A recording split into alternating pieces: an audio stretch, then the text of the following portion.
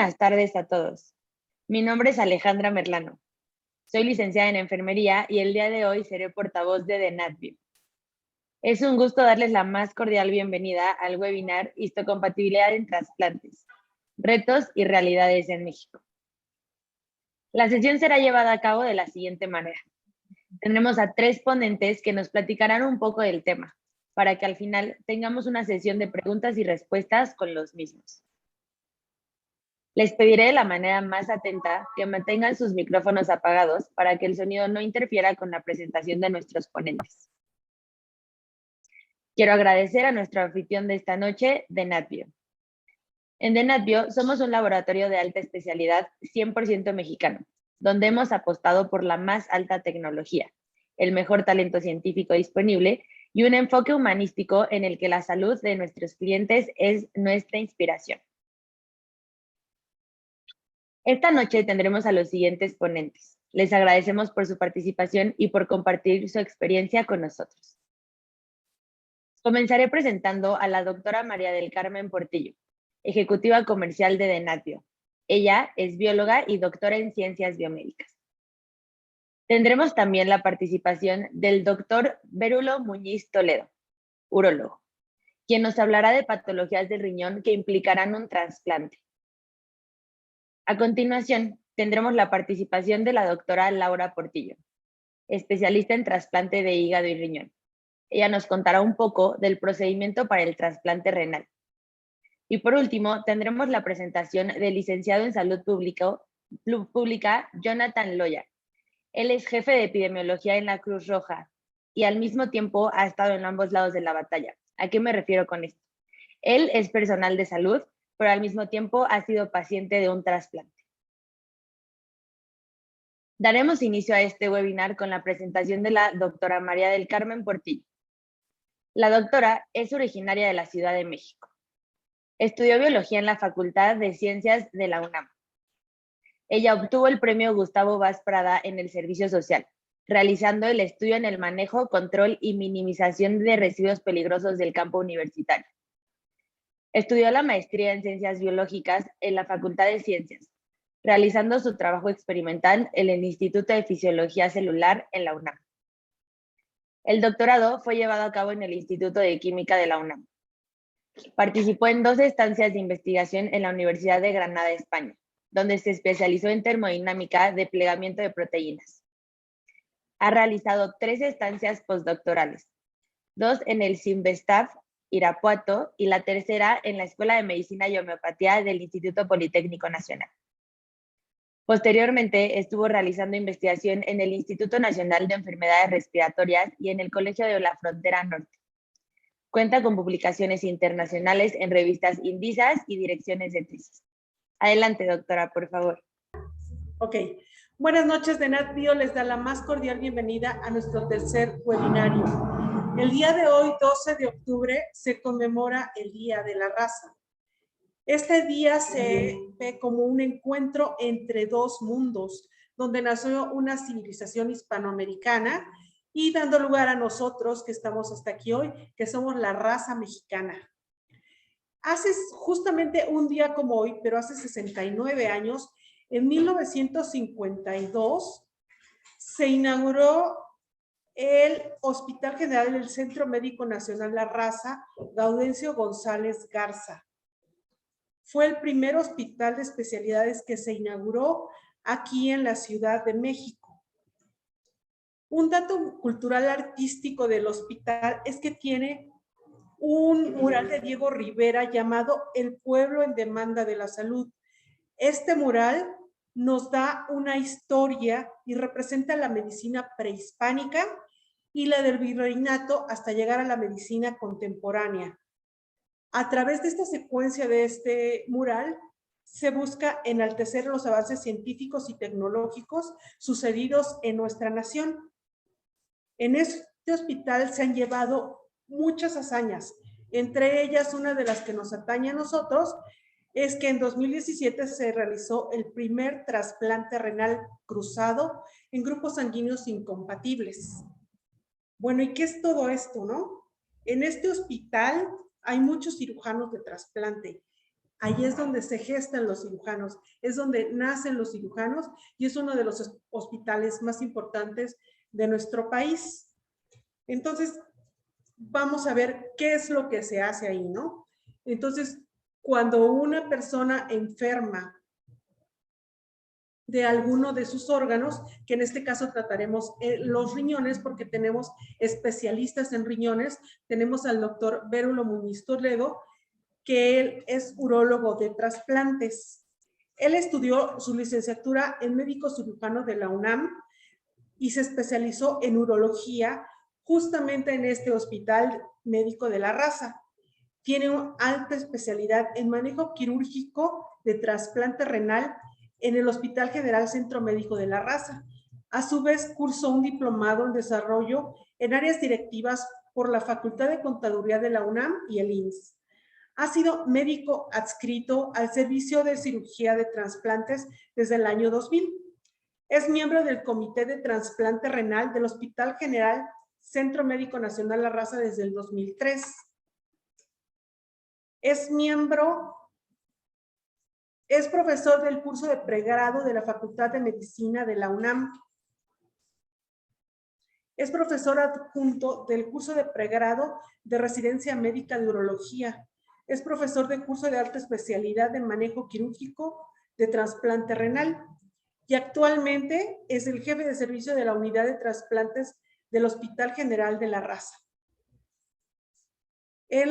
A continuación, él nos va a dar su presentación donde nos va a explicar cómo es esto, cómo es que las personas se dan cuenta que están enfermas, cómo es que se dan cuenta que su riñón ya no funciona y llegan a la necesidad de tener un trasplante renal.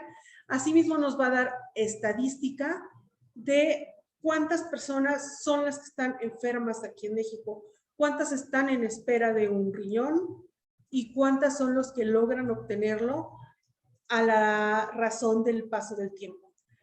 Damos la bienvenida al doctor Vérulo Muñiz Toledo. Pues nuevamente les agradezco la invitación para hablar un poco de lo que hacemos en el hospital, que es uno de los hospitales que más trasplanta. Bueno, pues entonces les decía que vamos a ver lo que estudiamos nosotros en el binomio donador-receptor. Siguiente, por favor. Pues nosotros tenemos que, una vez que sabemos que el paciente requiere un trasplante renal porque tiene una insuficiencia renal terminal, nos decía la doctora Carmen Portillo que sí va a hablar un poquito sobre cómo se llega a este momento. Finalmente la plática no habla tanto sobre eso, pero ahorita lo mencionamos rápidamente.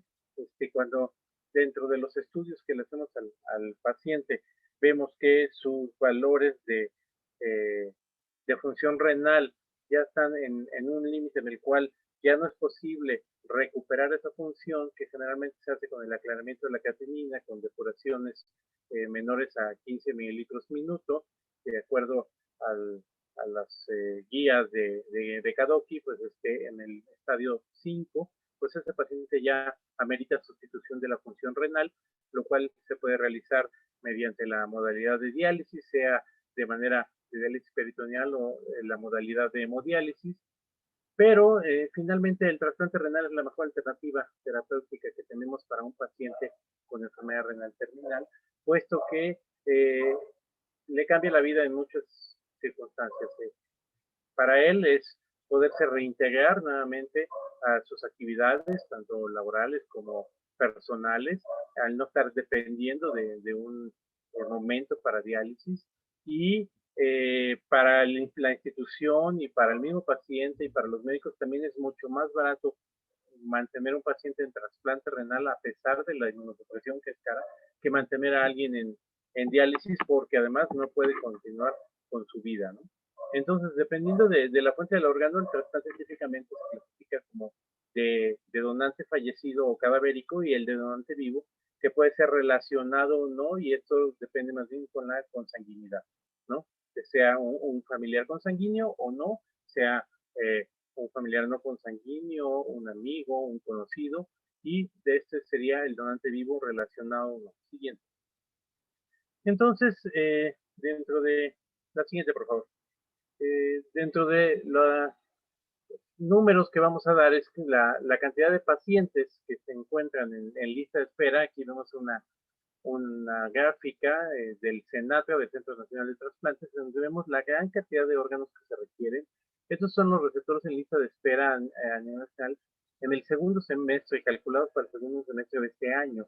Y como vemos, sí son muchísimos los pacientes en lista de espera y que desgraciadamente no tenemos los donadores suficientes cadavéricos y que en nuestra población, por ejemplo, en nuestro hospital, se realiza más la donación de donador vivo relacionado, aunque en los últimos años ha aumentado crecientemente la donación cadavérica, pero sí siempre hemos tenido hasta un 70% de donación de vivo, y en los últimos años esto se ha ido emparejando, ha ido subiendo. Entonces, como vemos, de riñones pues son 16.801 pacientes en lista de espera, de los que están captados en el CENATRA. Los pacientes con insuficiencia renal todavía son más. Siguiente. La siguiente, por favor.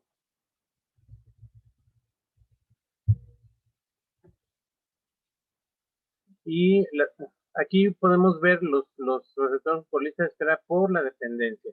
Entonces, el Instituto Mexicano del Seguro Social es la dependencia que más pacientes tiene captados por la gran cobertura que tiene a nivel nacional. Como podemos ver ahí, pues sí es una cantidad enorme de pacientes, y después siguen los que están en las listas de esperas de privado, y luego todos los demás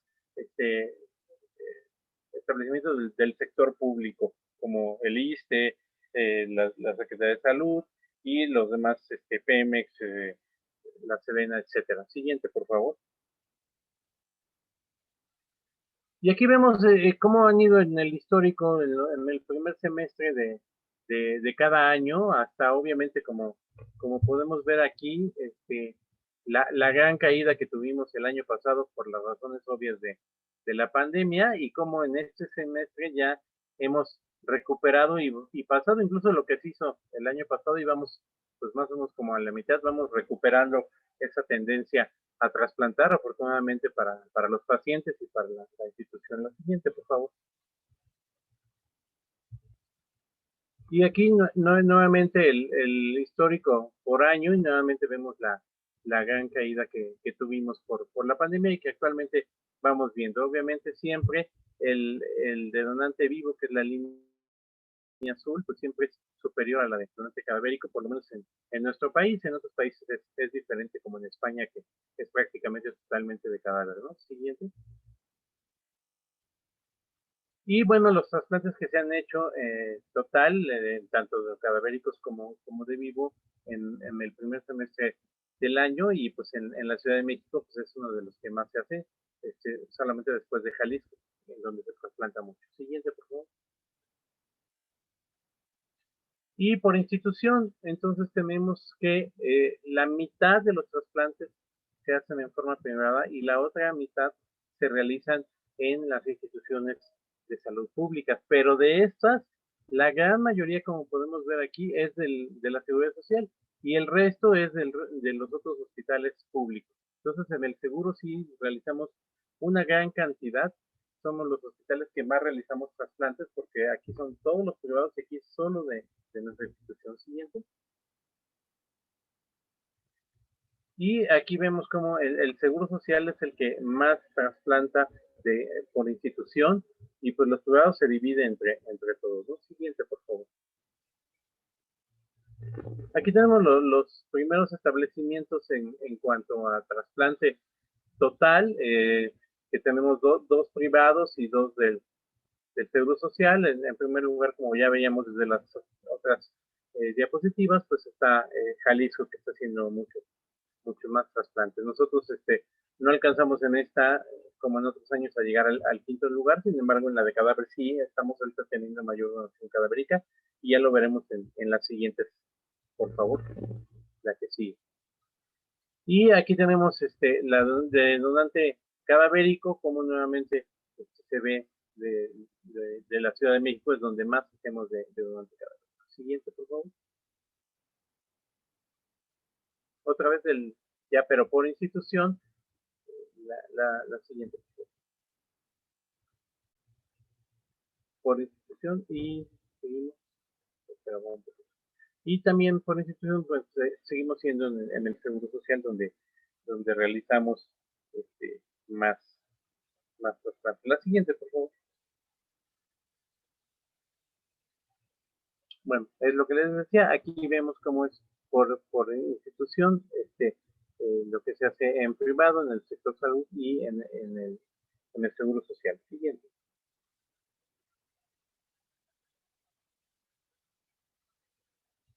En la siguiente diapositiva vamos a ver cómo está nuevamente lo que veíamos ahí en papel, cómo se hacen más en el seguro. Siguiente.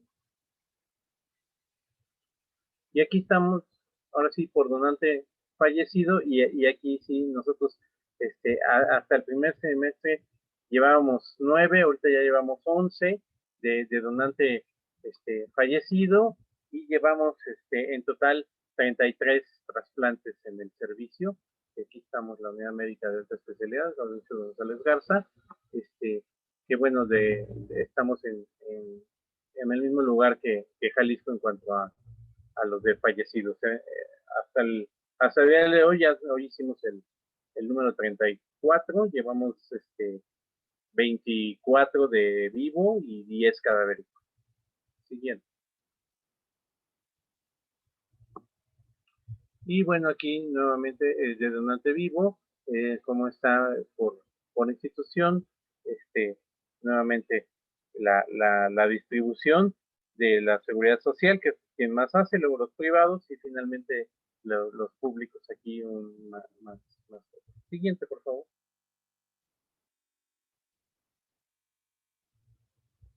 Por dependencia, pues nuevamente el seguro social siempre es de las instituciones de salud.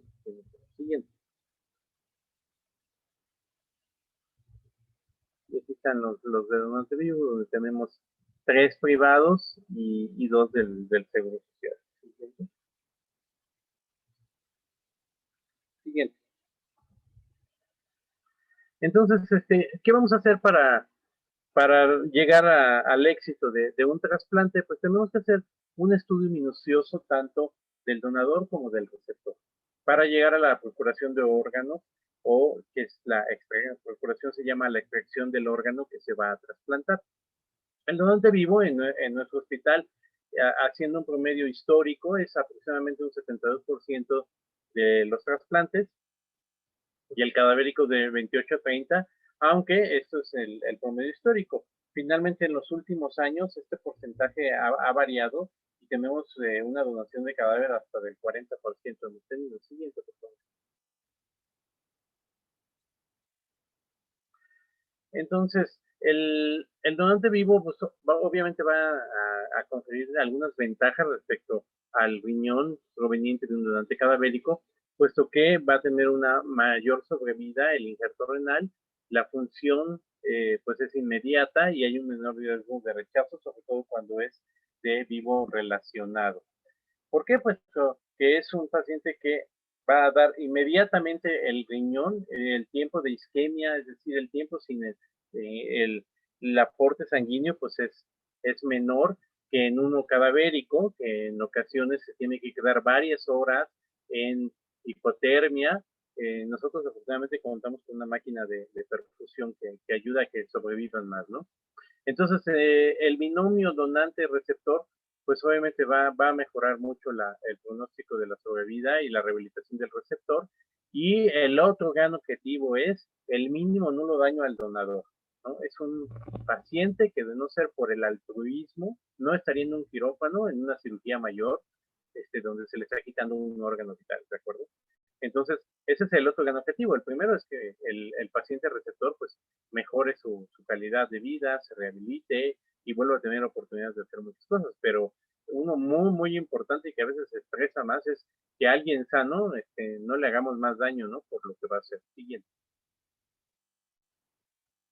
Entonces, pues esta donación debe ser consciente de todos los riesgos que pueda tener, de lo que implica el perder un riñón. Debe ser libre, no debe ser coercitiva por ningún caso y altruista, obviamente, esto no se puede pagar por ello, ¿no?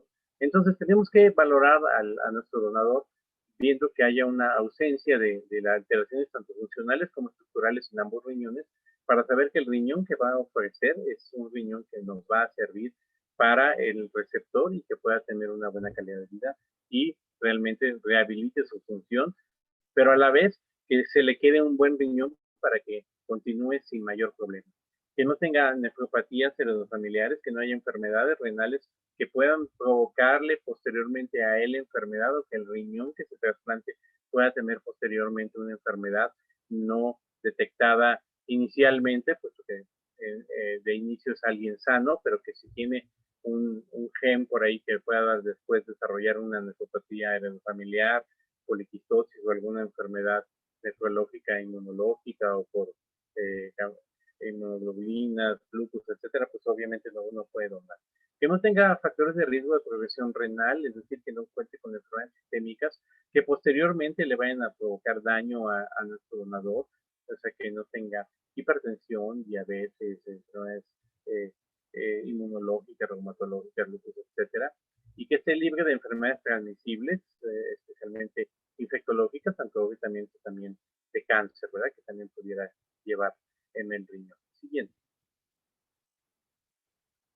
Entonces se hace una consulta inicial en donde damos una información general sobre lo que es el trasplante, sobre lo que condiciona ser donador, en donde se hace la historia clínica para saber todos los antecedentes de los que hablábamos y los estudios iniciales. Obviamente para iniciar un protocolo de donación de vivo, pues tenemos que ver que haya compatibilidad de grupos sanguíneos. Entonces es muy importante pues de inicio contar con el tipo de sangre para saber a qué tipo corresponden en nuestro grupo ABO y ver si que sean compatibles de entrada por ahí.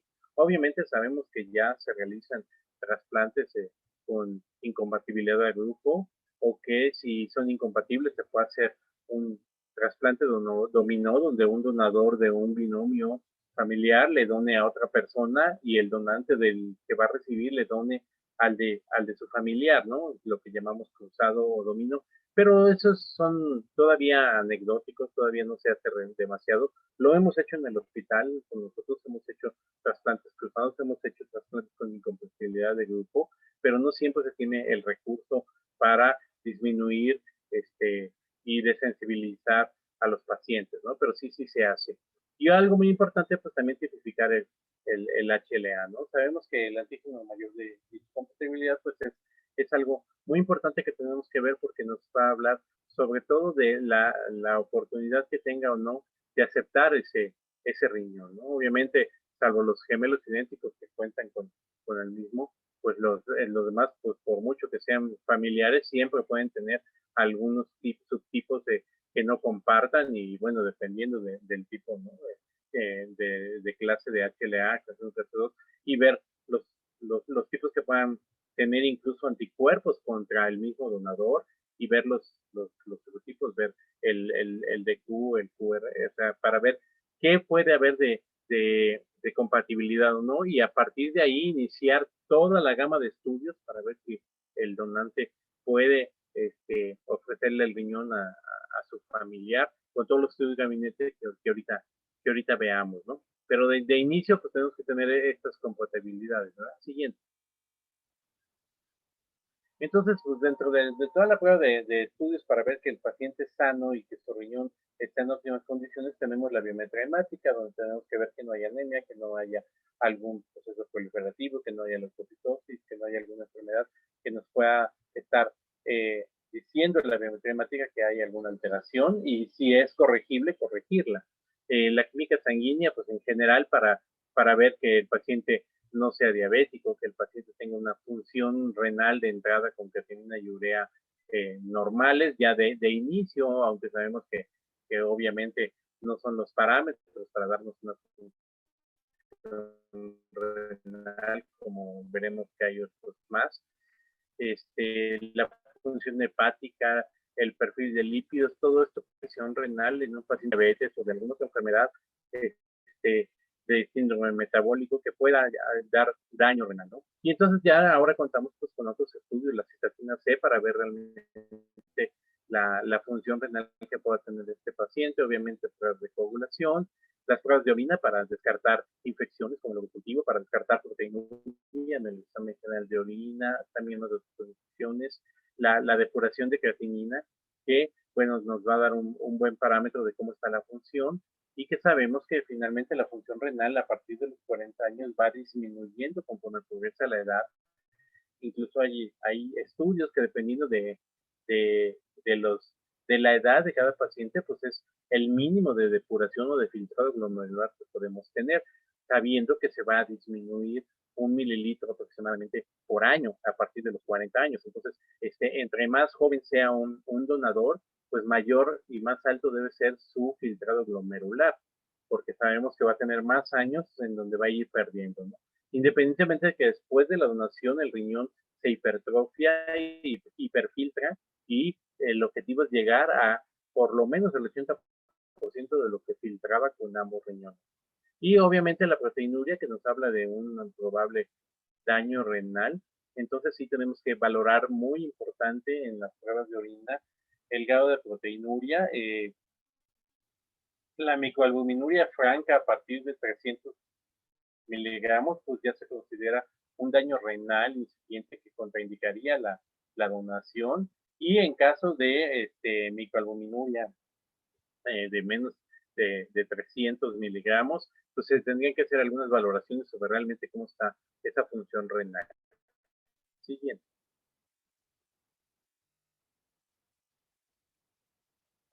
Y bueno, tenemos el anterior, por favor. Tenemos la detección, como mencionábamos, de infecciones, donde tenemos que ver el exudado faríngeo para ver que no haya infecciones sistémicas, en caso de mujeres, un exudado vaginal, pruebas para descartar tuberculosis y todas las infecciones virales, virus de inmunodeficiencia humana, hepatitis B y C, citomegalovirus, rubiola, herpes, Epstein-Barr. Todas estas pruebas serológicas se tienen que hacer para ver que está libre de toda infección y que pueda llevar ese riñón a algún virus que después, obviamente, se desarrollaría en el receptor, sobre todo porque sabemos que va a estar con la inmunosupresión. Y pues descartar enfermedades que puedan dañar el riñón, como son las enfermedades reumatológicas, lupus, ver anticuerpos, anti-DNA, ANCA, antifosfolípido, complemento, inmunoglobulinas para ver que no haya nefropatías por IgA, etcétera. Todo esto también es importante para ver que realmente es sano nuestro paciente. Y obviamente, dependiendo del género, pues antígeno prostático específico en hombres, embarazo, en mujeres en edad fértil, la citología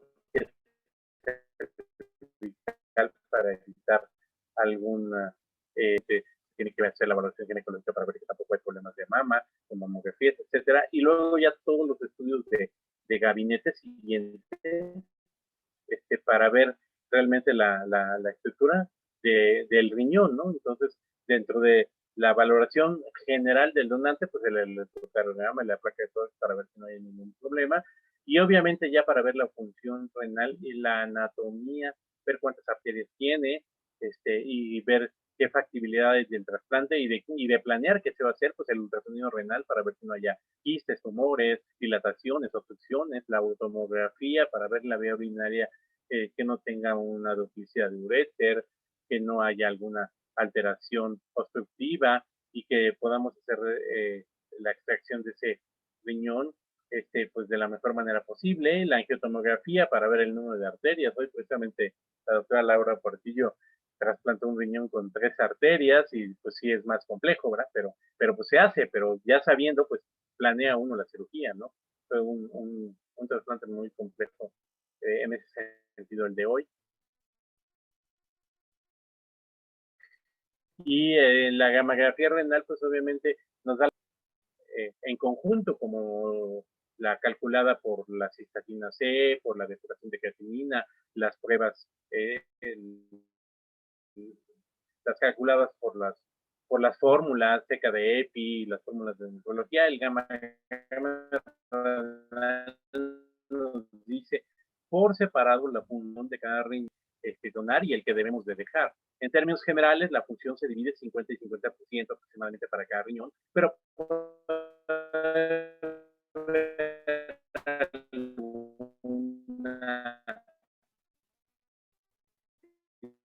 diferencia por la anatomía, la vena que está más larga, pero sí hay una diferencia. Doctor, creo que su internet está fallando un poco.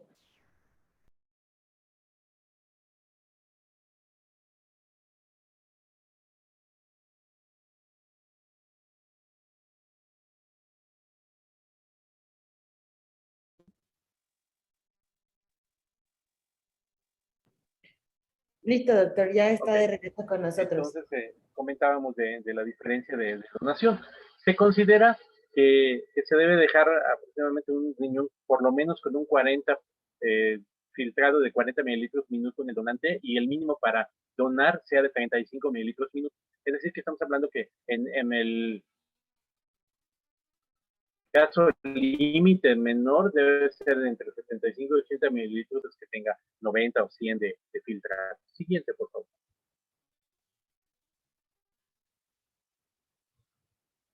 Y en el receptor, pues también tenemos toda una gama de estudios, obviamente, para ver que independientemente de la enfermedad terminal que tiene, independientemente de que sabemos que todo lo que produce el riñón, y que en este caso ya no se produce, nos va a alterar la función sistémica de nuestro paciente, pues de todas maneras ver en qué condiciones lo tenemos para que entre con la mejor pruebas que se puedan tener, obviamente guardando todo de acuerdo a su enfermedad. Obviamente sabemos que va a ser un paciente anémico y que lo vamos a ver en la biometría hemática, pero bueno, si tenemos que entrar con menos de 7 de hemoglobina, pues obviamente va a ser más complicado el trasplante, más complicada la respuesta del nuevo riñón, y entonces tenemos que valorar todo eso, ver cómo está de inicio la cuenta leucocitaria, para ver cómo va a responder también cuando tengamos la inmunización, ver cómo está la química sanguínea, su coagulación. Si todavía orina el paciente, pues ver las pruebas de orina para ver que no haya infecciones, ver qué tanta proteinuria ya tiene por el daño renal. En caso de que orine, pues ya hacen estas pruebas, porque hay pacientes que tienen proteinurias masivas de 2, 3 gramos, y que sabemos que a pesar del trasplante eso no se va a corregir. Entonces, eso nos habla de que posterior al trasplante hay que quitar los riñones nativos del paciente para que no siga tirando proteínas y no se dañe el nuevo riñón. Cuando es una proteinuria menor, que es propia del daño renal, el riñón nuevo es capaz de corregir esto. Pero en proteinurias masivas sí tenemos que saber esto desde antes, cuando el paciente todavía orina y es posible hacerlo, porque muy seguramente de más de 2 gramos de proteínas, muy seguramente el nuevo riñón no va a ser capaz de corregir esto, y entonces quitamos los riñones nativos para que también, aparte, no nos haga ruido si después del trasplante vuelve a tener proteinuria, sepamos que es que el riñón nuevo está teniendo algún problema y no es de los riñones que ya tenía él con ese tipo de alteraciones, entre otras, ¿no? Siguiente. Obviamente igual todo tipo de infecciones que pueda tener, porque obviamente con la inmunosupresión, pues todo esto puede volverse un problema grave, hacerse hasta una septicemia, ¿no? Entonces sí tenemos que ver que no tenga hepatitis, que el citomegalovirus, generalmente tienen, la mayoría tenemos memoria para él, aunque no nos cause mayor enfermedad, pero que con la inmunosupresión pueden desarrollar enfermedades por citomegalovirus, pueden infectar el riñón o hacer una enfermedad por citomegalovirus que dañe el riñón y otros virus también, ¿no? Y obviamente el saber cómo se encuentra el resto de los exámenes, como lo mencionábamos en el donador, ¿no? Siguiente.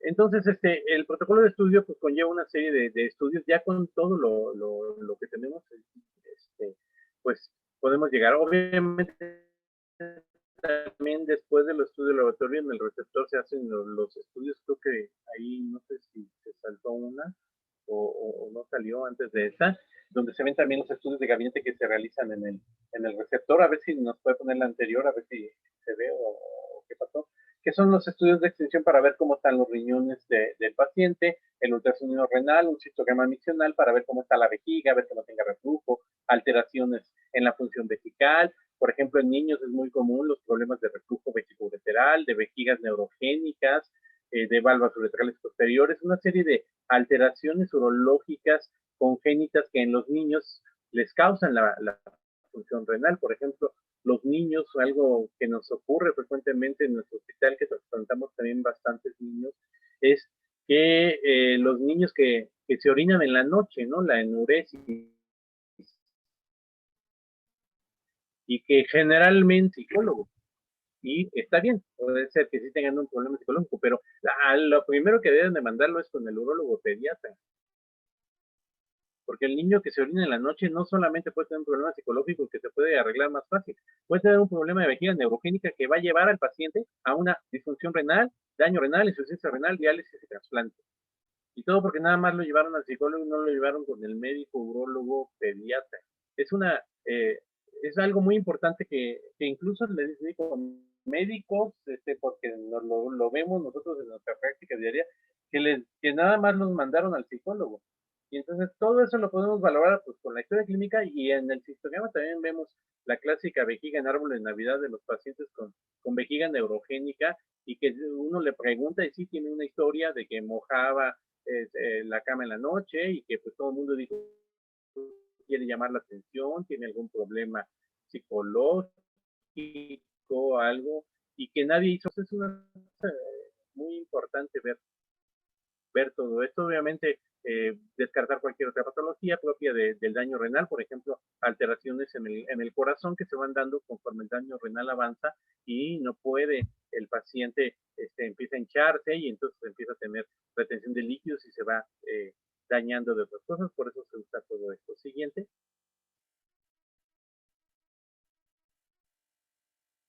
Y entonces sí, ya que tenemos toda esta historia de estudios en ambos, que son muchos estudios, y que esto lo tiene que valorar aparte cada especialista, tanto al donador como al receptor, el urólogo, el psicólogo,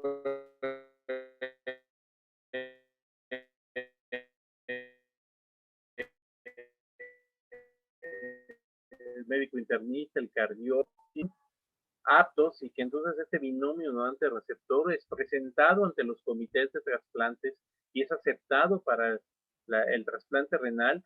Después de esa fase inicial de compatibilidad a grupo y de la tipificación HLA, pues ya vamos a la siguiente fase, ¿no? Que es la fase final, en donde se puede hacer ya las pruebas cruzadas entre ambos pacientes, ¿no?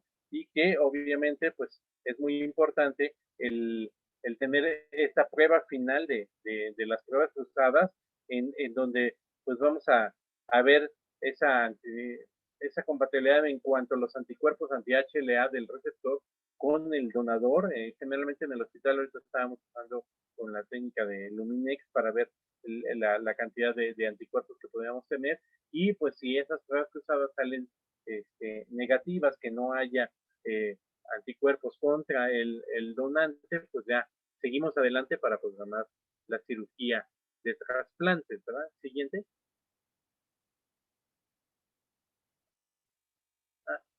Bueno, ya no lo vemos, pero bueno.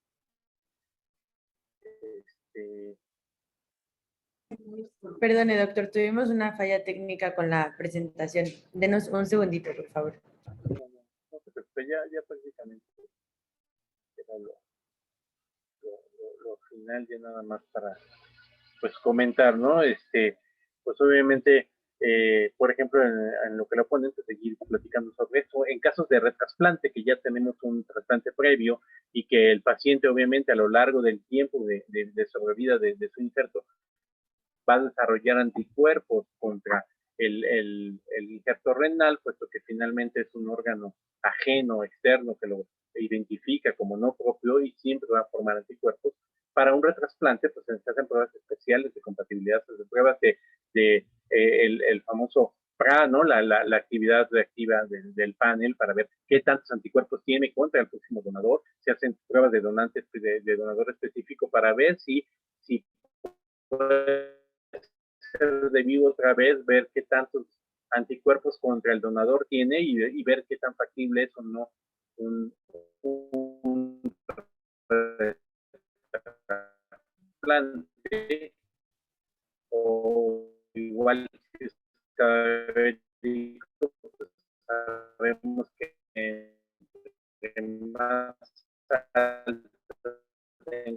alta reactividad de anticuerpos, pues va a ser más difícil, porque va a haber una mayor posibilidad. Sí, tenemos que tomar en cuenta, pero bueno, el éxito que podamos tener siempre y cuando no dejemos de lado ninguno de estos estudios.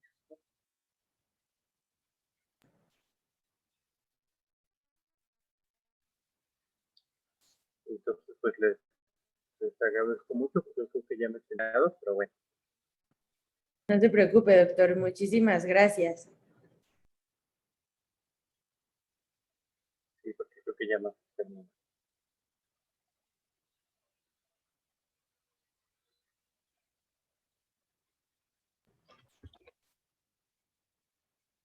Muchísimas gracias, doctor Vérulo Muñiz, por su presentación tan interesante. Si te fijaron bien, lo que más están esperando es donaciones de riñón. Tenemos muchas personas en la lista de espera y están en primer lugar. A continuación, tenemos la presencia de una excelente y experimentada cirujana de trasplantes, que nos dirá cómo es que se realiza un trasplante de riñón. Ella es la doctora Laura Portillo Telles. Ella es de la Ciudad de México, cursó sus estudios de medicina general en la Universidad Autónoma Metropolitana, Unidad Xochimilco, siendo de las más brillantes de su generación. Posteriormente hizo su residencia de cirugía general en la Cruz Roja Mexicana, donde actualmente funge como cirujana general y es la jefa de guardia vespertina. A continuación se especializó en cirugía de trasplante, siendo actualmente una de las pocas mujeres cirujanas de trasplante de hígado y riñón en nuestro país. Al presente opera exitosamente en el Hospital General del Centro Médico Nacional La Raza. Entonces damos paso a la doctora Laura Portillo. Adelante, doctora. Hola, buenas tardes. Muchas gracias por la invitación y pues aquí estamos conmemorando también el aniversario de la raza y de la inauguración de nuestro hospital, que ha sido un parteaguas para todo esto que estamos compartiendo hoy en día y que puede llevarse a cabo, que es el trasplante, sobre todo para este caso el trasplante renal.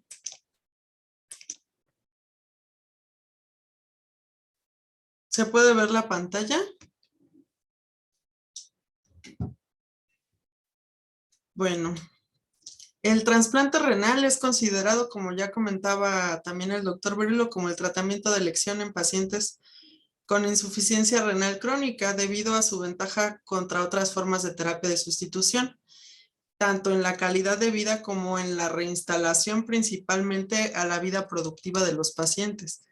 Es decir, aunque ellos ya estén trasplantados y sigan tomando medicamento, ellos pueden reincorporarse, estudiar, trabajar y hacer sus actividades prácticamente normales una vez que ya están dados de alta del hospital y continúan en valoración por parte de nosotros consecutivamente.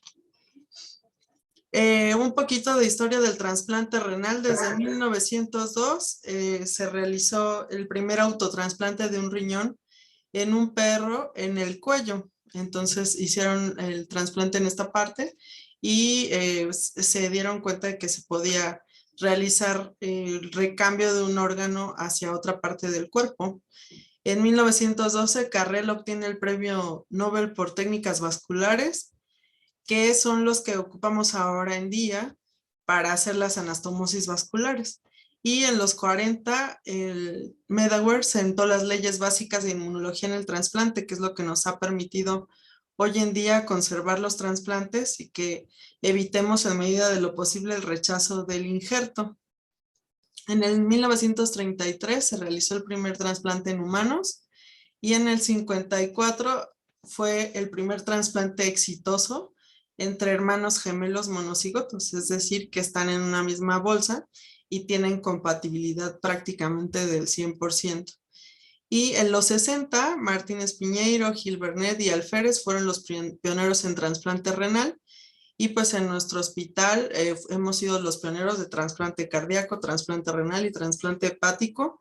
Y todavía hasta la fecha somos líderes en estos trasplantes. El trasplante renal Es un procedimiento, como ya comentaba el doctor, que tiene que llevar a cabo un estudio exhaustivo para que nosotros estemos seguros en medida de lo posible de que va a ser un éxito. Claro que todo esto puede tener alguna situación de rechazo, pero eso se busca reduciendo lo más posible los riesgos, siempre y cuando nosotros hagamos un estudio exhaustivo de donador y receptor para que todo esto se lleve a cabo de manera exitosa. Y pues antes de la pandemia, ¿no? Que esto vino a nosotros a disminuir bastante en la productividad y aumentar las listas de espera para un trasplante renal. Pero pues antes de esto teníamos prácticamente los primeros lugares de trasplante en México. Y debido a la pandemia se suspendieron nuestros programas y de hecho ahorita estamos apenas en recuperación. Y como saben, pues Ciudad de México fue de los últimos en iniciar, en arrancar todo esto, porque todavía tuvimos mucha, alzas en los casos de COVID y nuestro hospital de hecho fue hospital COVID prácticamente todo el año pasado hasta abril de este año. El trasplante puede ser, como les comentaba ya el doctor, puede ser de donador vivo relacionado, donde existe un lazo de consanguinidad. Puede ser papá, mamá o hermanos, que son los mejores donantes, donde hay una mayor porcentaje de compatibilidad al realizar el estudio. Puede ser de donante cadavérico, cuando el donador es un paciente con muerte cerebral, también conocido como donador fallecido, o también de un donador emocionalmente relacionado, como comentábamos hoy en día.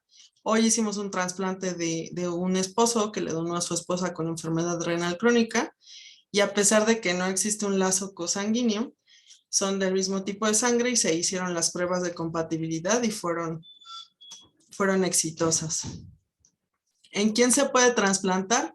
Pues todos los pacientes con enfermedad renal crónica se pueden trasplantar. Incluso hemos trasplantado pacientes antes de entrar en diálisis, ya sea diálisis peritoneal o hemodiálisis, y estos pacientes tienen una mayor posibilidad de éxito debido a que pues no están tan desgastados ya estando en un tratamiento de sustitución de la función renal, es decir, con una depuración de la función alrededor de 20 mililitros por minuto.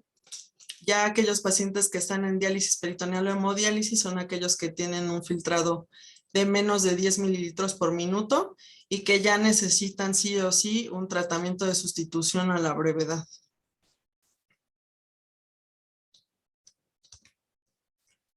Y pues, ¿cómo se pueden registrar los pacientes que están en lista de espera?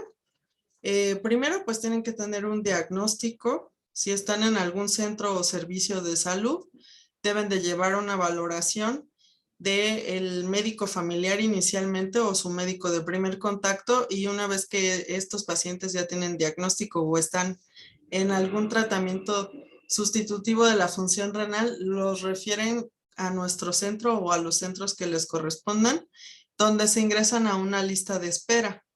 Como comentaba el doctor, en el Senatra están registrados aquellos que ya tienen un número de espera oficial, es decir, que ya están incluso hasta protocolizados y que están en espera de un órgano, ya sea para estudio próximo o para trasplante próximo.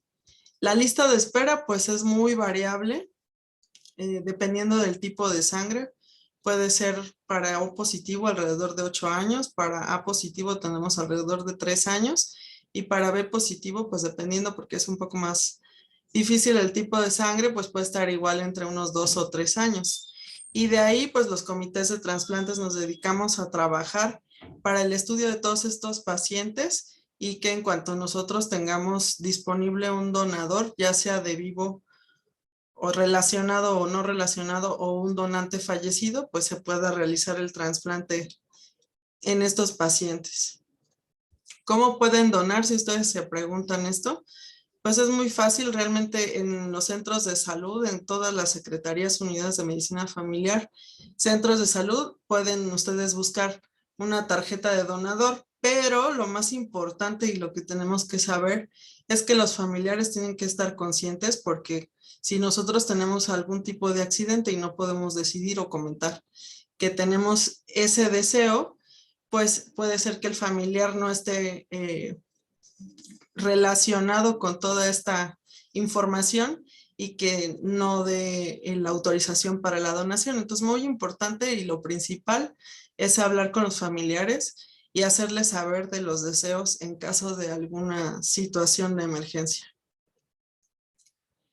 Y como comentábamos, ahorita la selección del donador, pues lo primero es el tipo de sangre, en general, el mismo tipo sanguíneo respecto al donador, pero hay donadores universales, como son los de grupo sanguíneo O con RH negativo, que pueden donarle a todos los pacientes de todos los tipos de sangre, y también los O positivos. Realmente el factor RH no tiene mucho problema para la donación. Y aquí tenemos una tablita de quién nos puede donar y quién puede recibir de acuerdo a nuestro tipo de sangre. Entonces es muy importante también que nosotros conozcamos qué tipo de sangre somos, para en caso de alguna eventualidad, ya sea que necesitemos un trasplante o una donación de sangre, tengamos conocimiento de todo esto y lo podemos llevar a cabo. Y pues como comentábamos ya, hay que realizar pruebas cruzadas en busca de anticuerpos que estén preformados contra los glóbulos rojos del donador.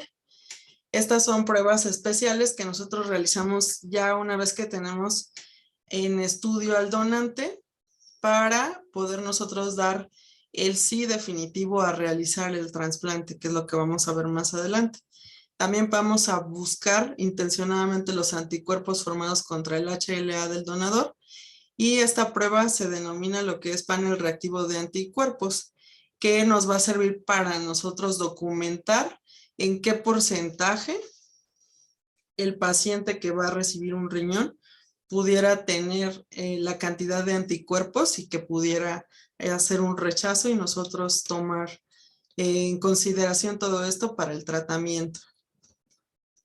Las pruebas de histocompatibilidad pues son estudios inmunológicos de la pareja que va a donar y a recibir un riñón, y se pueden cuantificar y minimizar la probabilidad de la pérdida del injerto a corto y a largo plazo. Es decir, si estas son negativas y son compatibles desde el inicio, nos permite ofrecer un buen tratamiento y que el paciente tenga una mejor sobrevida a largo plazo. Incluso también nos permite individualizar el tratamiento inmunosupresor para cada nivel de riesgo. También las pruebas cruzadas clásicas, linfocitarias por citotoxicidad o crossmatch, tienen un alto valor pronóstico positivo sobre la pérdida del injerto. Es decir, si nosotros trasplantamos a un paciente que ya tenemos un antecedente de que tiene una prueba cruzada positiva, estaríamos incurriendo en un error. Esta debe estar negativa, porque si lo hacemos tenemos un porcentaje de pérdida del injerto del 80%, y esto se contraindica para realizar un trasplante renal. Otras pruebas poseen un valor pronóstico menos eficaz y su positividad indica aumento en el riesgo de pérdida del injerto, que va a ir entre el 10 al 30% por año. Y pues la tipificación HLA, que ya comentábamos un poco también de esta, debemos tipificar tanto al donador como al receptor para este tipo de anticuerpos, que van a tener un nivel antigénico de 2 dígitos que nos van a decir que si estos están presentes en el donador y en el receptor, tenemos un alto riesgo de que pueda sufrir un rechazo. Y si se han identificado estos tipos de anticuerpos, anti-HLA-C, DQ o DP, puede resultar conveniente ampliar la tipificación del donante a estos locus, hacer un cross-match virtual. Y la tipificación alélica del donante, 4 o más dígitos, ya está indicada en casos especiales en los que existen anticuerpos solo contra algún alelo específico de un mismo grupo antigénico. Es decir, nos va a hacer un despliegue de todos los anticuerpos para los cuales pudiera haber alguna reacción y que nosotros tengamos más riesgo de sufrir un rechazo en el trasplante. ¿Qué utilidad tiene? Como les comentaba, pues nos van a dar a conocer la probabilidad de supervivencia del injerto a largo plazo, la supervivencia del injerto a 10 años, con HLA idénticos es alrededor del 73%, la supervivencia de injertos no idénticos es del 64% y con una incompatibilidad de 53%, 6 incompatibles. Y permite evaluar las probabilidades de que una prueba cruzada resulte negativa. Si nosotros hacemos la tipificación HLA para ver la probabilidad de compatibilidad, lo más seguro es que ya que realicemos al final una prueba cruzada para hacer el trasplante, esta sea negativa. Y en pacientes que están sensibilizados, esto quiere decir que a lo mejor sufrieron transfusiones, embarazos o algún trasplante renal previamente. El disponer de un hermano que tenga un HLA idéntico es de las pocas oportunidades que tienen de trasplante, ya sea para una segunda ocasión o incluso hasta para una tercera ocasión. Y hace posible también evaluar el llamado cross-match virtual, ¿no? También nos facilita la identificación de los anticuerpos donantes específicos en el post-trasplante utilizando técnicas de fase sólida y nos permite evitar repetir las mismas incompatibilidades de trasplantes previos o futuros. Es decir, ya ahorita, hoy en día, nos estamos enfrentando con que no solo es necesario un trasplante, sino ya estamos retrasplantando pacientes que se trasplantaron al inicio de pues, los programas de trasplante aquí en México, que ya requieren un retrasplante. Las pruebas de PRA generalmente se solicitan también para ver si el receptor tiene o no tiene aloanticuerpos, y el porcentaje de reactividad nos va a permitir predecir la probabilidad de una prueba cruzada positiva. Identificar, en este caso, contra qué antígenos van a reaccionar estos anticuerpos y nos permite pronosticar para los donantes si existe una alta probabilidad de una prueba cruzada positiva. El proceso para realizar un trasplante es muy complejo, es multidisciplinario. Necesitamos primero, como decimos, sin donante no hay trasplante, entonces lo principal es tener un donador, ya sea vivo o estar en una lista para recibir un órgano de un donador cadavérico. Aquí, como vemos, un donante de órganos multiorgánico fallecido puede donar para salvar la vida de hasta 8 personas. Una persona viva puede donar un riñón sin ningún problema y seguir su vida con prácticamente las medidas normales. Y pues aquí tenemos la cirugía. Puede ser, como comentábamos, procurar el órgano en un paciente de donador vivo, es decir, hacer la nefrectomía o la extracción del riñón. O bien, si tenemos un donador fallecido, se llama la cirugía procuración de órganos, en la que acudimos a un centro hospitalario donde nos oferta a este paciente para ir a retirar los órganos ya cuando ya está instalado, diagnosticado y todo previamente y legalmente aprobado para realizar este tipo de cirugías, y que en el caso del donante fallecido generalmente pues se extraen los 2 riñones. La procuración de órganos, aquí vemos, es mucha gente la que está involucrada, hay coordinadores de donación, hay médicos, hay pasantes, están los anestesiólogos, los cirujanos, y es una cirugía muy amplia para poder extraer los órganos y darles mantenimiento, que puede ser con hielo, o bien nosotros tenemos una máquina, sobre todo para preservación renal, que nos ayuda a que podamos hacer el proceso de estudio para los pacientes, es las pruebas cruzadas, la compatibilidad, para que podamos hacer el trasplante con el mayor éxito posible. Y bueno, el traslado de órganos de donador cadavérico, que en general puede ser por vía terrestre o por vía aérea, dependiendo de dónde se encuentre. Y la preservación. Tenemos esta maquinita, que es una máquina de preservación de órganos. Solamente aquí en México nosotros contamos con ella. Es una máquina de preservación en frío. Es una incubadora similar a una incubadora, que lo que va a hacer es que va a estar enviando solución de preservación por pulsos, como si fuera el corazón latiendo, y a través de esta solución de preservación se va a conservar el órgano. Idealmente, pues se debe de trasplantar en las primeras 48 horas, pero está documentado que se puede preservar el órgano alrededor de 72 o hasta más horas, ¿no? Incluso hasta 4 o 5 días.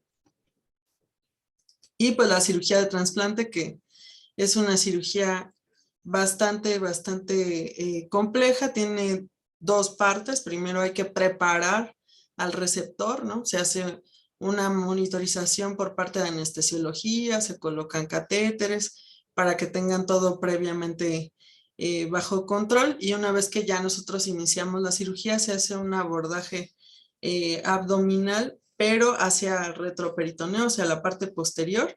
No se coloca el riñón donde normalmente están localizados los riñones de nacimiento, sino se colocan en la fosa ilíaca del lado derecho y se unen con los vasos que van a irrigar hacia las piernas, o sea, lo que llamamos nosotros la ilíaca, que va a irrigar hacia la pierna. Y una vez que nosotros tenemos ya hecha la conexión vascular, se deja pasar la sangre y vemos que existe un cambio de coloración del órgano, así rosado, que quiere decir que ya tiene un flujo. Y lo mejor que puede suceder en estos casos es que el riñón, cuando ya está funcionando, nos empiece a producir orina. Existen dos tiempos, como les comentaba, el tiempo vascular y el tiempo urológico. El tiempo vascular, estos son los vasos que les comentaba. Este que vemos aquí más gordito es la arteria, este que vemos colapsado porque está pinzado es la vena. Estas son las que van a irrigar a las piernas y aquí se van a hacer las conexiones. Se hace una conexión venosa y una conexión arterial, y ese va a ser el primer paso del trasplante. Una vez que está todo conectado, se deja fluir la sangre y observamos el cambio de coloración y que empieza a hacer su función de filtración. Ya una vez que tenemos el riñón perfundido o con sangre, vamos a ver que empieza a producir orina, y entonces la tercera parte de la cirugía, bueno, la segunda, el tiempo urológico, va a ser conectar lo que es el uréter, por donde va a estar eliminando la orina, directamente hacia la vejiga, mediante una técnica antirreflujo, para que esa orina que se queda en la vejiga no se regrese al riñón y lo esté enfermando de alguna infección. Y una vez que todo esto está realizado, pues el paciente permanece con nosotros alrededor de una semana para valoración y toma de estudios de control. En realidad, los riñones trasplantados de donante vivo pues están con nosotros alrededor de 6 a 7 días, y ya que tienen una función óptima pueden ser egresados a casa. Están 3 meses en aislamiento y posteriormente pueden empezar a hacer sus actividades. Obviamente con nosotros van a consulta el primer año prácticamente mensual, y después se hace trimestral y después se hace semestral. Mientras ellos tengan un control y una adecuada alimentación y continúen con sus medicamentos, pues ellos pueden tener una buena calidad de vida y tener una sobrevida del injerto. De lo último que hemos visto en nuestra última sesión que hubo apenas por el Día del Donador y de todo esto del trasplante, pues tuvimos una paciente que fue y le dimos un agradecimiento porque ya tiene 30 años trasplantada. Entonces, de que se puede, se puede. Muchas gracias. Muy bien, damos las gracias a la doctora Laura Portillo. Nuestra especialista nos dio un panorama muy amplio de cómo se hace un trasplante de riñón. Ahora bien, ¿cómo vive una persona que ha sido trasplantada? ¿Qué es lo que pasa con ella? Para responder esa pregunta, tenemos al licenciado en Salud Pública, Jonathan Loya Vázquez. Él nació en Sinapecuaro, Michoacán. Estudió licenciatura en Salud Pública en la Universidad Michoacana de San Nicolás de Hidalgo. Laboró en la Dirección de Salud Municipal de Morelia, Michoacán, en el Departamento de Prevención y Salubridad. Actualmente funge como jefe de epidemiología en el Hospital de la Cruz Roja Mexicana, en la Ciudad de México. Al presente está estudiando la maestría en salud pública con área de concentración en epidemiología en el Instituto Nacional de Salud Pública. A continuación, el licenciado en salud pública Jonathan nos contará su historia. ¿Qué edad tenía cuando enfermó? ¿Cómo supo que sería trasplantado? Bueno, démosle la palabra al licenciado Jonathan Loya para que nos cuente cómo ha sido su historia desde que supo que estaba enfermo. Muchas gracias, doctora. Bueno, buenas noches, gracias por la invitación. Les vengo a contar un poco lo que es mi historia como paciente renal y como paciente trasplantado. Yo enfermo precisamente a los 8 años de edad. Actualmente tengo 29. Enfermo a los 8 años de edad, específicamente más o menos por el mes de octubre, es que comienzo con los síntomas. Yo, siendo un niño aparentemente sano, de repente empiezo con edema, empiezo a hincharme mucho, empiezo a tener síntomas. Mis papás, al darse cuenta, me llevan al médico. El médico, afortunadamente, no le convence del todo lo que está viendo, me manda con un nefrólogo de inmediato y les informa a mis papás precisamente eso. ¿Sabe qué? Su hijo podría estar enfermo de los riñones, entonces hay que llevarlo con el especialista. Me empieza a atender el especialista de manera muy pronta y bueno, después de varios estudios, pues se define o me definen que es una enfermedad crónica, que va a ser una enfermedad que va a progresar. La forma en la que me entero directamente fue del médico que me estaba atendiendo, el nefrólogo pediatra. Él habla conmigo, habla con mis papás, nos informa desde un principio cómo está la situación y de inmediato sugiere o les comenta que esta enfermedad pues va a terminar en un trasplante renal y les recomienda llevarme eh, moverme a la Ciudad de México para iniciar con la búsqueda de un donador. Les comenta, en aquel entonces les comenta que uno de ellos podría ser donador eh, renal mío. En ese caso, nos contacta aquí en Ciudad de México al Instituto Nacional de Pediatría, donde fui atendido en un principio.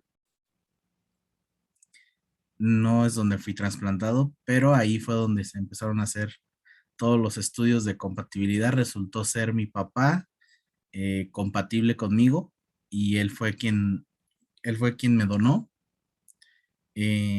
Estuvimos un tiempo ahí. Todo esto tomó alrededor de 4 años nada más. Tuve la fortuna de que toda la atención fue, dentro de lo que cabe, muy rápida, ya que la intención de los médicos pues era precisamente que no tuviera que pasar por la diálisis o la hemodiálisis. Por cuestiones que para mi edad en ese entonces no recuerdo bien qué ocurrió, se sugiere que mejor me atienda en el Seguro Social. Me envían a pediatría en el siglo XXI, donde, bueno, fui trasplantado. A mí me trasplantan, bueno, me envían y por fallos en algunos equipos que se ocupaban en aquel entonces para concluir los estudios del donante, en este caso de mi papá, se retrasa 6 meses el último estudio y desafortunadamente yo entro ya en el último estadio, ya entro en una etapa terminal donde ya era completamente necesario que estuviera en diálisis o que me trasplantaran de inmediato. Me pasan a diálisis y en diálisis estoy 6 meses. A mí me trasplantan el 27 de julio del 2004, hace 17 años. Solo estuve 6 meses en diálisis, afortunadamente. Se realiza el trasplante, todo cursa con normalidad. afortunadamente también siempre los médicos siempre fueron muy transparentes conmigo, se me explicó todo. El abordaje en aquel entonces, para lo que se hacía en aquel entonces, fue muy bueno, se cursaron por todas las áreas, no se descubrió ahora sí que fue multidisciplinar porque la atención psicológica se brindó desde el primer momento en el que yo como niño que iba a recibir un órgano de su padre, se le acompañó para hacerle entender lo que iba a pasar. Muchas veces no pasa esto y bueno, hay cuestiones que llevan a que al momento de que va a realizarse el trasplante, los niños deciden no aceptar el trasplante y todo se pausa y se vuelve atrás. Yo en ese momento, no la última vez, antes del trasplante nos preguntan a mi papá y a mí y nos dicen, ¿están seguros que continúan con esto? Los dos juntos le dijimos que sí. Y bueno, al día siguiente se realiza la cirugía. Todo sale bien. Mi tiempo en el hospital, mi periodo de aislamiento. Y bueno, de ahí ya fue poco a poco irme reincorporando a mis actividades. Afortunadamente alcancé a concluir la primaria antes de ser trasplantado. En realidad no ingresé a la secundaria en mi primer año, ingresé hasta el siguiente, pero me reintegré de manera normal porque fue como si hubiera pasado de primaria a secundaria.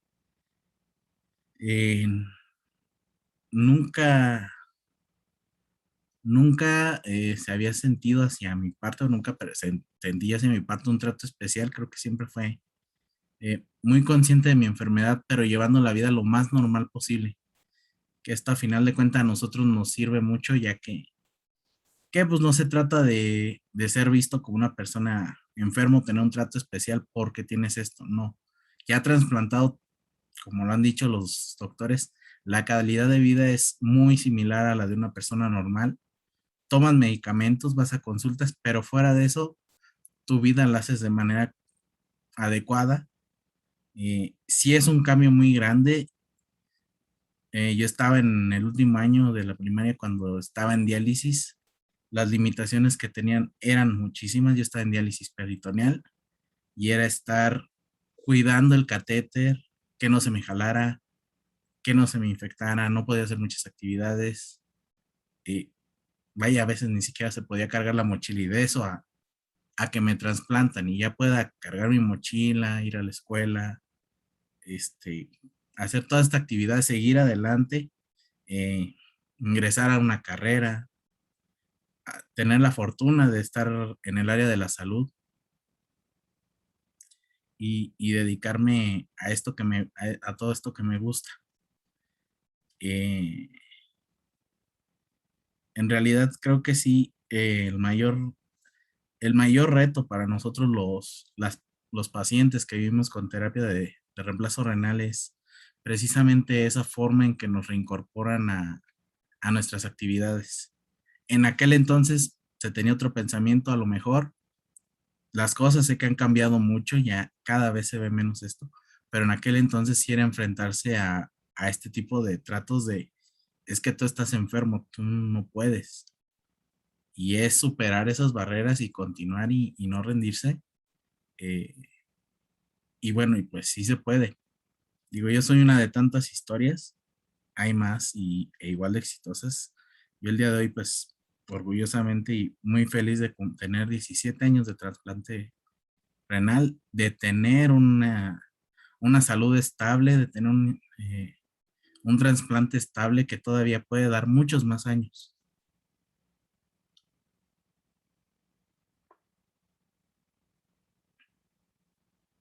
Y no sé, sería de mi parte esta parte de contar un poco de cómo lo viví yo y cómo lo vivo actualmente.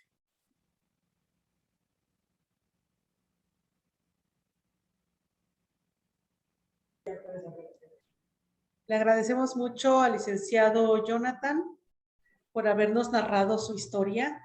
Si se fijan, ya tenemos como todas las piezas armadas. Ya vimos cómo empieza un padecimiento de este tipo, cómo es que se trata cuando llegan al trasplante de órganos y cómo un trasplante de órgano realmente puede cambiar la vida de una persona. Entonces queremos rendir homenaje al personal médico y los donantes que hacen posible los trasplantes para recuperar el funcionamiento de un órgano dañado y seguir viviendo con calidad de vida. Lo cierto es que para que haya trasplantes de órganos, pues entonces necesitamos donadores. Para esto, pues ya les dio la doctora Portillo el protocolo para que ustedes puedan ser donadores de órganos. Bueno, aquí en DNAT-Bio nosotros realizamos todas y cada una de las pruebas de las que hablaron, tanto el doctor Verólo Muñiz como la doctora Laura Portillo. Entonces ustedes pueden solicitar nuestro catálogo, que se los enviaremos vía correo electrónico.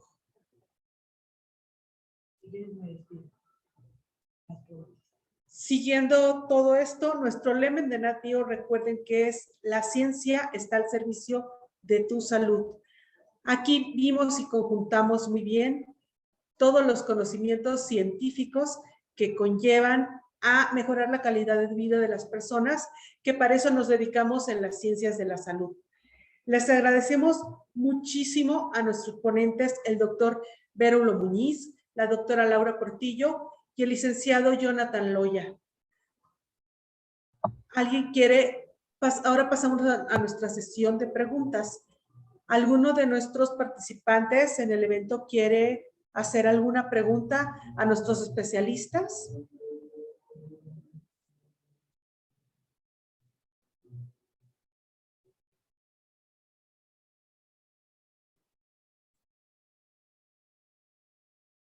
¿Nadie desea hacer una pregunta?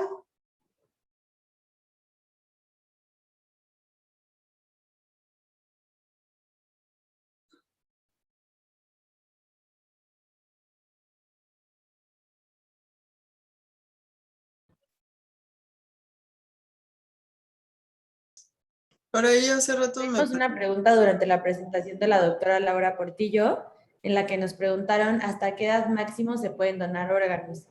La respuesta de la doctora fue: depende de la función renal, pero en general han tenido donantes hasta de 65 años. Sí, No sé si alguien tenga alguna pregunta similar, algo que no haya quedado claro.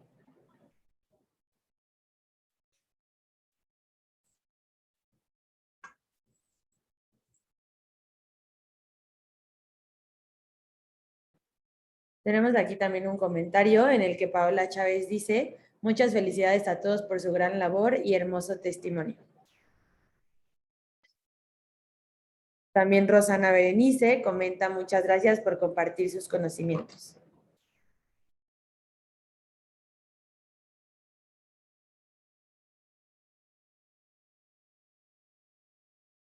Pues creo que por el momento ya no hay más comentarios. Entonces, quiero agradecer mucho a la doctora Karime por su participación, al igual que a todos los ponentes por su presentación. La información que nos dieron sin duda da un panorama más amplio de cómo funcionan los trasplantes y cómo esto afecta o ayuda a la calidad de vida de todas las personas.